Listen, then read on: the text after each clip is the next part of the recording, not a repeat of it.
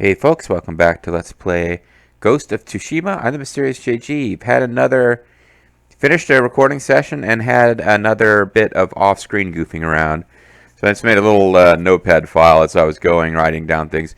Probably the most major thing that happened that I can't recreate is we got a scene. I was wandering around and we found an old woman, and there was a young woman who was dressed kind of in like almost samurai clothes, not like armor, but like I don't know, like clean. It's hard to describe other than the fact that she was wearing clothing that didn't look like it was meant to be kind of peasant clothing. It looked like it was, striking colors that, like, designs like a samurai might wear. And the old woman says, "Oh, this woman has found a way to get off the island." And Jin said, "Show me." So we start following the young woman who we're sort of near a cliff. And she walks over towards the cliff and says, "You see out there, my lord, I have a small boat, and there's a path we can take to get past the Mongols." And you go through that mini game we've seen before, where you scope out an area and you look for specific things and zoom in on them. And Jin does, and specifically zooms in on a specific spot on the shore where there is no boat and says, "There is no boat. She's lying." And then when you leave that like zoom in screen, you find the woman's gone, and you go back to where the old woman was, and the young woman is killing her with a sword while saying, "You had to ruin it, didn't you?" Then she attacks you, you kill her, and Jin says, "This is terrible, murdering the innocent." And it was weird, because I didn't get any reward for it. It just seemed like a weird random encounter meant to drive home like how terrible stuff is getting on the island. This old woman was apparently being conned by some young woman. And I wasn't sure if Jim was like, "It's terrible I had to murder this young woman," or "It's terrible the older woman got murdered." But I don't think we're going to see that again, so I figured I would describe it. But it wasn't enough to make me stop my off-screening. I did a bamboo strike. We found a white dye seller who's kind of a unique merchant. He had a little bit of unique dialogue the first time you met him, which I guess I should have showcased on screen, but it's not very lengthy. He just says, "I thought all the samurai were dead." And Jin says, "Is that a way to greet a customer?" And he says, "Oh, I'm sorry, my lord. My ancestors have sold dye for generations," or some little intro thing, and then you talk to him. But he gives you special white dyes, which he says makes you look like death. And indeed, in certain Eastern cultures, I know in China, white is the color of mourning.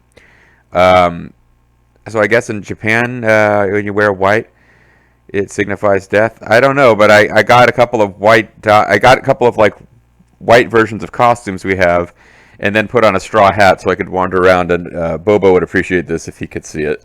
He won't. I decided I was the White Angel Hakushi, so I've been wandering around wearing an all-white costume and a straw hat. It's amusing for me. I found a single solitary fox den. Could not pet the fox afterwards. He vanished. But it was only one this time. I kept finding signs for Mending Rock Shrine and couldn't find it, and eventually realized, oh, I already did that one. We reached a new Guardian level, which just had a little, like, kind of cinematic-y type of thing. Well, not really cinematic. Like, we filled up that you have this little icon of a dude standing around, and it fills up gradually from foot to head with white, and we reached a new level. And I'm not sure exactly what that means, other than that it seems like my rewards for killing the same types of enemies are even lower now, as far as experience goes. And we found a bow sign by a tree. There's this tree alone in a sea of flowers, and it's not marked on the map, but we found it, and it has a sign on it with a picture of someone bowing. So I bowed, and like a bird landed on the tree, but then I couldn't really interact with the bird. And I ended up getting the bird to fly away when hopping up and down and doing shit. But yeah, if that's like a thing that we're supposed to have done something special, I messed it up. And it could be that that's tied in later to a quest that we hadn't activated yet. I found a couple of places that were marked warning you are approaching an area of overwhelming enemy force, which has traditionally meant you will have to do a plot mission here. Therefore, we're not going to let you clear it of enemies prematurely. And I did the Spring Falls Shrine. I did that off screen. When I was done, I was like, I probably should have done that on screen. But the good news is we can. So here's my plan for this session. I have been enjoying goofing around with this game off screen, but as I've mentioned before, making kind kind of tentative plans to have my New Year's resolution to be not drinking. I usually drink on the weekends in the evening to relax, and I'll play a game. And I'm like, I should probably stop doing that because it's really messing with the weight loss. Alcohol is just, if you're really drinking to excess, the calories are probably not the biggest health detriment to drinking a lot of alcohol, but it is extremely high calories. It's not good for you. So I don't know how much more off-screening I'll be doing, but I was like, I've enjoyed actually off-screening this game, running around. Like earlier today, I actually listened to a riff tracks while just running around, and as you can see, it's hard to tell if you filled in the map because there are areas where they use shading to indicate altitude as well as the map is like very light gray if you know that these areas exist but you haven't been to them. But then even if you have been over areas, like I've been all through here and it's still showing this kind of light gray, but you can tell I've been here because the roads are illuminated, but it's still light gray because it's higher altitude, whereas this stuff is low. And then this stuff, which is actually traversable but below sea level, ends up like this inlet is really. So it's tough to tell for sure if you've been everywhere, but I believe I've now been everywhere on the map. So whatever remaining 17 to 24, there's 7 more places to liberate. I don't believe any of them are accessible to me right now, or if they are, I just missed them. But we fought a story battle at the Komodo Lighthouse, where when I went there, in non-story, there were no enemies. But places like Farida Village is complete. These little diamonds, Yuichi's Crossroad, complete. The diamonds seem to represent places which were enemy encounters, where once you defeat the enemies there, it is permanently unlocked. It's a fast travel point and represents progress towards fully clearing out the game. So I don't think I have any more I can do without stories. So what we're going to do in this session is we're going to do the Spring Falls Shrine, and then I'm going to try to just do story mode and just stay on these stories, because I'm kind of hoping I can unlock the next section of geography, and that way I'll have the option of doing more off-screen, just going around. Because the only things I could do off-screen now, without unlocking more territory, would simply be going around looking for random encounters of enemies to fight and get experience for. You can see we are now the Avenging Guardian, which is a higher rank, I guess. We also have a different picture in the background. But the experience gains you get for killing just wandering groups of Mongols and bandits are very low. Like, I can't tell how many points we get. It's not tracked numerically, but like the progress we make on that little border up there are very low. I guess that's legend growth. So we do need to concentrate on advancing the actual story. And and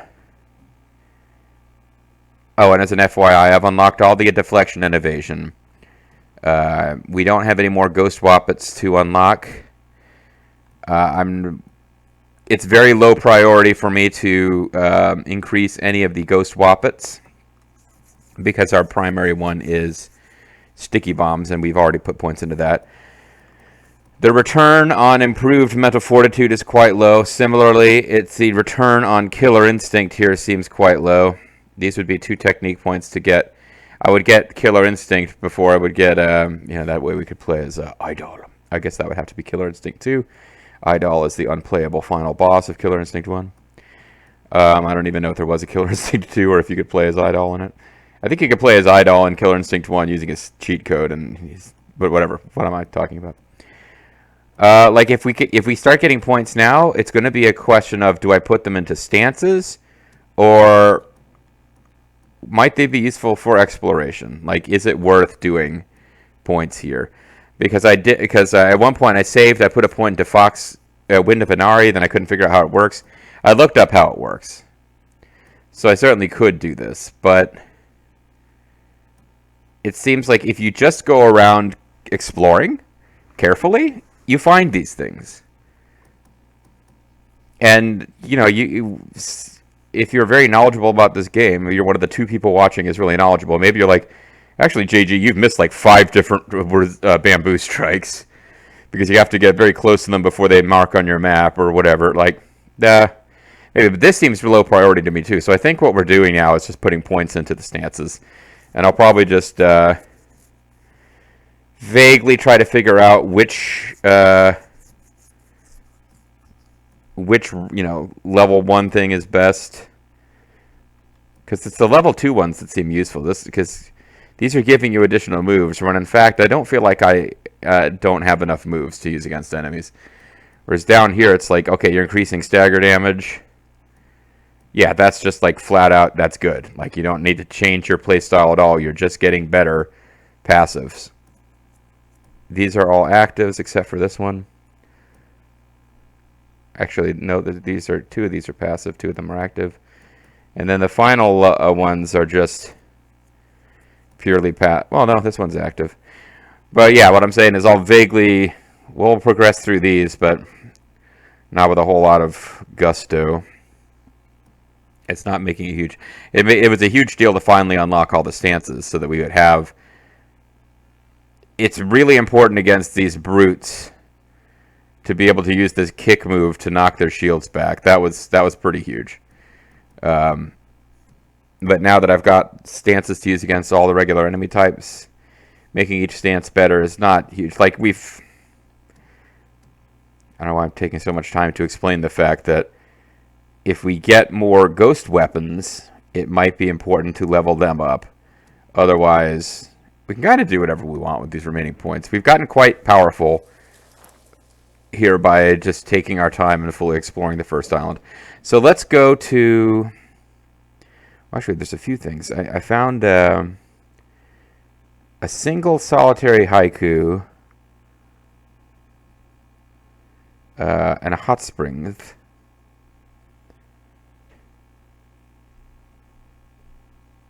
And I think that might be it. I want to say there were 3 things I found that we need to complete, but maybe it was just the 2.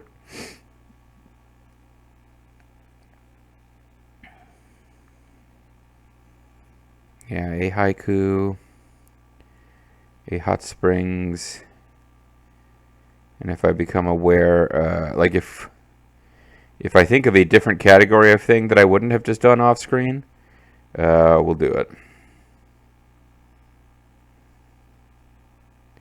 Oh, also,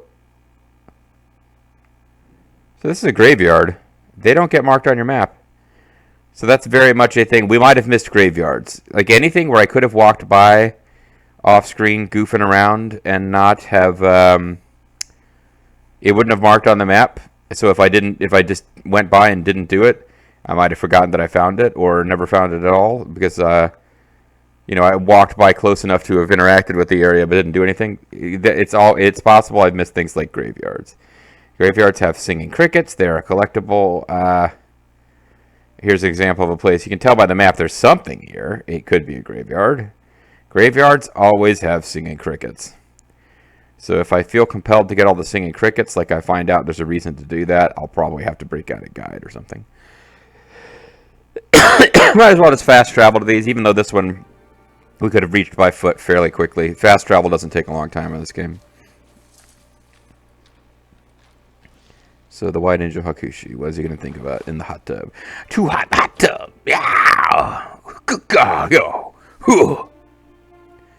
Gonna stick in one single toe. Dry to the side.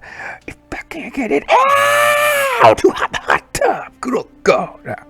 We haven't thought about our uncle in a while, but that might make us feel guilty because we're not really rushing to help him. We're doing a lot of side quests. Think about Saki instead because I've been playing this game offline with alcohol. Only thing that would make this better is a jar of Kenji's sake. But then he'd never stop talking. Woohoo! You stick it to that asshole. How dare he try to develop a personal relationship with you?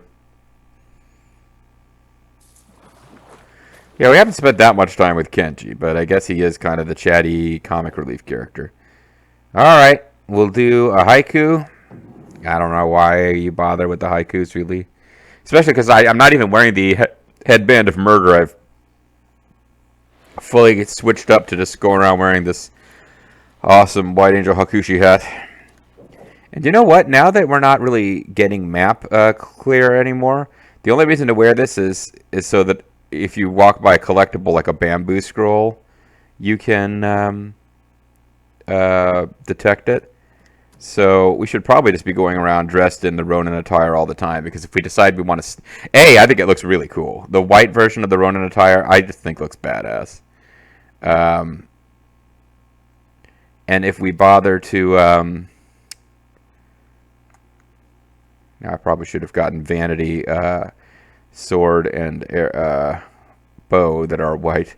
I did say I wasn't going to mess around with this stuff, and they just keep throwing them at you, and I'm like, I might as well have a little fun customizing. And I can always go to defaults for any of this stuff. But with the hat and like the idea that now I'm the White Angel Hakushi, who was a WWF wrestler actually from like the 90s. That's just amusing to me. So we'll go around wearing this armor. I guess we could wear Tadayori's armor. What does it do for us? You're better at archery stuff. Nah. Ronin attire is mostly... I think if we progress farther in the story, I'll get more of a stealth-oriented armor. But this is one that has it does a little bit of stealth help and a major increase to melee damage. The Samurai Clan armor actually doesn't do that. It makes you much harder to kill. But it doesn't actually help you kill things faster. So, like, if you're good, Ronin attire is actually better for you. Now, of course, I'm not good, but I'm going to wear Ronin attire anyway. I didn't even take a look at the surroundings before getting into haiku mode, but we'll be forced to here now. Reflect on peace. Peace sells, but who's buying? Peace sells, but who's buying? Now, see, that's not the right... That's too many syllables for the first line, not enough for the middle line. So peace sells, but who's buying isn't really going to be part of a haiku. Let's see. Watching overall, a hidden respite, following the breeze, here and there, wherever the wind blows.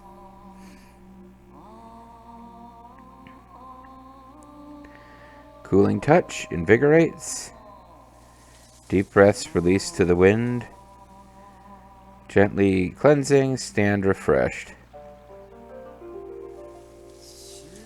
I think we're going to stick with the wind theme here. Hastening forward. Maybe I'll travel. Prepared to change course. A new beginning.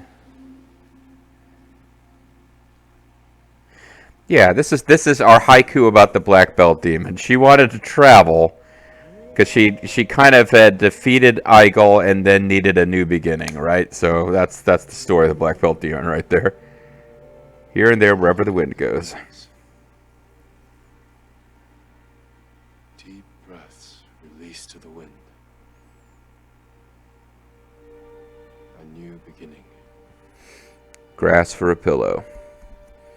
Etc. Etc. Etc. Alright, well, we don't care about the headband piece, actually, so... I just didn't want to write a haiku without you guys. I know that makes you mad. Alright, so we're going to do... I did it already off screen, but I felt like I should showcase it.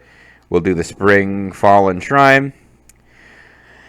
And then we will, which is Guardian Spirit of Frogs. We'll do this, and then we'll get back to doing story stuff.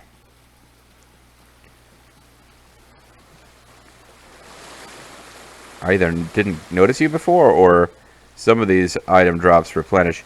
I have taken to selling bamboo, and particularly predator hides, off-screen for cash. And I now believe I've bought all of the ammo capacity upgrades for everything, including these the ghost weapons that we are not using. Like, I've got all of the ammo upgrades, basically.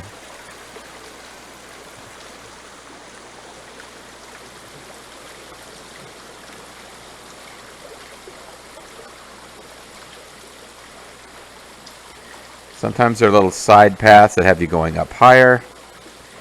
I may have missed some of them last time or got all of them. I'm just going to concentrate on what I think is the path that you actually need to follow. This is cool, like, little statue of, like, a circle with, like, it's, I don't know if it's a meat bun statue or just a stone carved to look like a smooth sphere with ropes tied around it. But I did go over there and grab some kind of thing over there. Like, I think it was waxwood. Like, it was the high-end wood for crafting. Whatever that is. And so we won't bother to go over there now, because once you hop on that, you need to go all the way to the beginning to get to anything else. What? No! I wanted to grab that,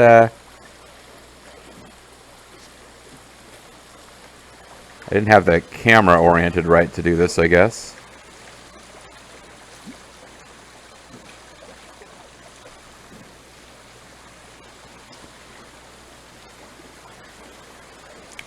Anyway, when I got all the way up here, at the very top, I started to wonder if you can get up there on those cliffs. So I guess it might be just long enough that you can't drop down from there. Like, you probably can't drop down from above and grab these grips here. Or if you can't, like, you might have to know exactly where they were before you could.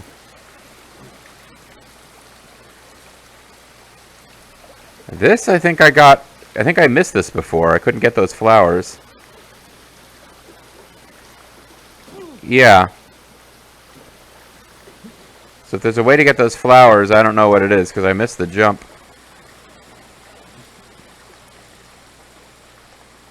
I mean, I'm not that concerned about them as far as needing to get that item, but it does... My completionist senses are like, oh, we failed to defend the base and capture those flowers.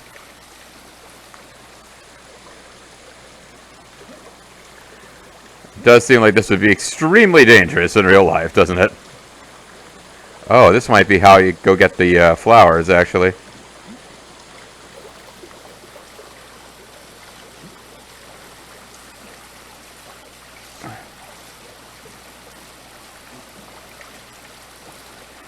No, actually, I think this is the right way to progress. And the path that looked like progress was the side path, and I think I missed it both times. And oops. But anyway, this is where you come pray. We got a charm out of that. It was, let's see it here in a second. Well, where do we equip charms? Oh, over here.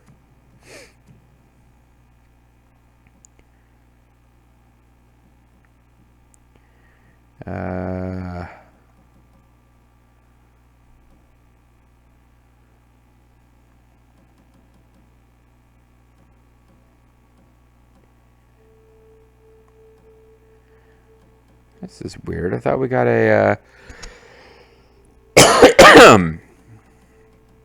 thought we got one of these gold level charms.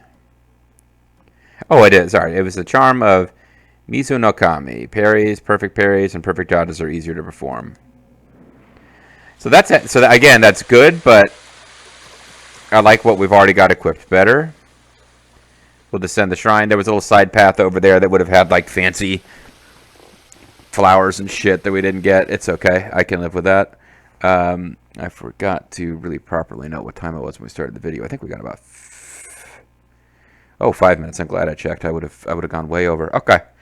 All right. So that was kind of our recapping what happened off screen episode.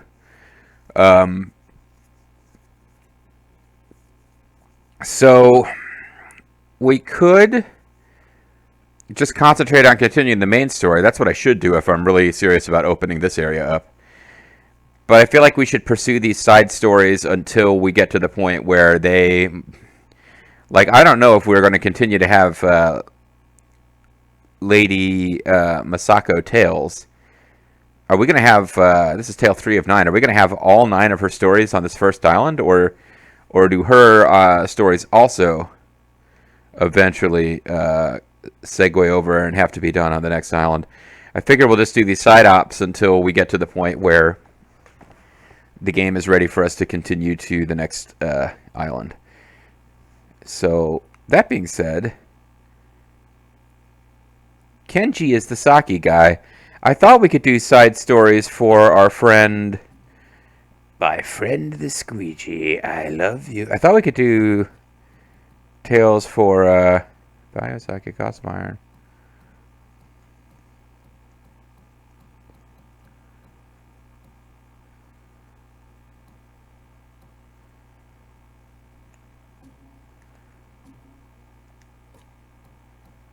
Here we go. I thought we could do, that's Yuna Tales, Sensei Ichikawa Tales.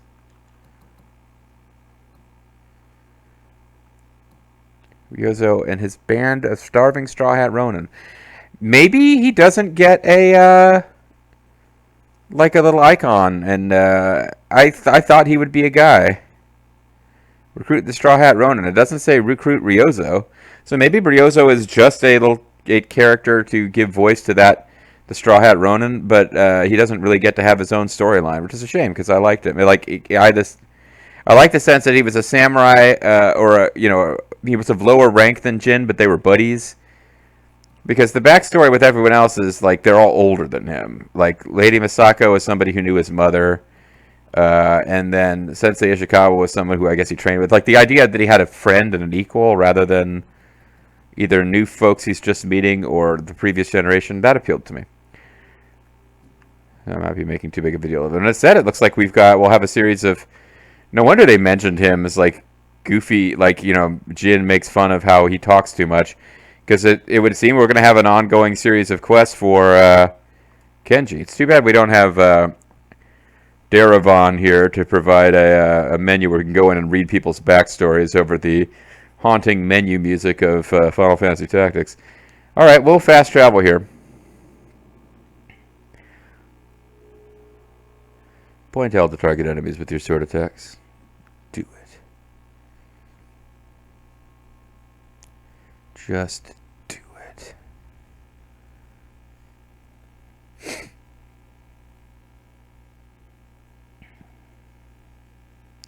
Suppose there's no reason for us to be sitting here. Fast travel usually goes pretty fast, hence the name, but there's probably no reason for us to sit here and wait for it. So, well, now it's done. So when we come back next time, guys, we will be doing story-type missions. See you then.